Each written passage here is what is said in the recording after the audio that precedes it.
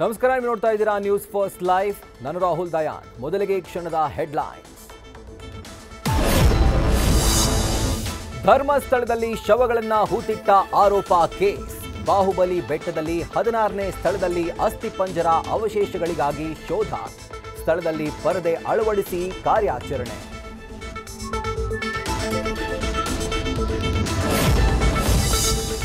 SIT ತನಿಖೆ ನಡೆಯುತ್ತಿರುವಾಗಲೇ ಧರ್ಮಸ್ಥಳ ಉಳಿವಿಗಾಗಿ ಅಭಿಯಾನ.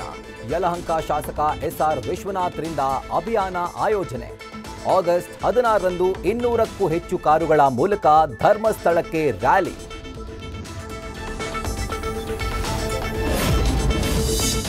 ರಾಷ್ಟ್ರ ರಾಜಧಾನಿಯನ್ನ ಬೆಚ್ಚಿ ಬೀಳಿಸಿದ ಟ್ರಿಪಲ್ ಮರ್ಡರ್. ಪತ್ನಿ ಜಯಶ್ರೀ, ಇಬ್ಬರು ಹೆಣ್ಣು ಮಕ್ಕಳನ್ನ ಕೊಂದು ಪರಾರಿಯಾದ ಪ್ರದೀಪ್. ದೆಹಲಿಯ ಕರ್ವಾಲ್ ನಗರದಲ್ಲಿ ಘಟನೆ. ಆರೋಪಿಗಾಗಿ ಪೊಲೀಸರ ಶೋಧ.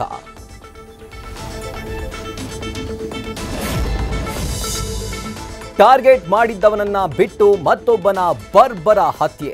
ವೈಟ್ ಶರ್ಟ್ ಹಾಕಿದ್ದ ಅರುಣ್ಣನ್ನ ಸೂರ್ಯ ಎಂದು ತಿಳಿದು ಮರ್ಡರ್. ಮಂಡ್ಯದ ಹೆಮ್ಮನಹಳ್ಳಿ ರಸ್ತೆಯ ನಿರ್ಜನ ಪ್ರದೇಶದಲ್ಲಿ ಘಟನೆ.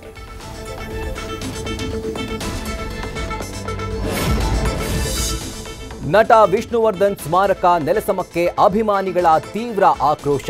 ಯಾರ ಮೇಲೂ ಬೊಟ್ಟು ಮಾಡಿ ತೋರಿಸೋಕ್ಕಾಗಲ್ಲವೆಂದ ತರುಣ್ ಸುಧೀರ್. ಇದು ನೋವಾಗುವ ಬೆಳವಣಿಗೆ ಎಂದ ನಟಿಯರಾದ ಸುಧಾರಾಣಿ, ಶ್ರುತಿ.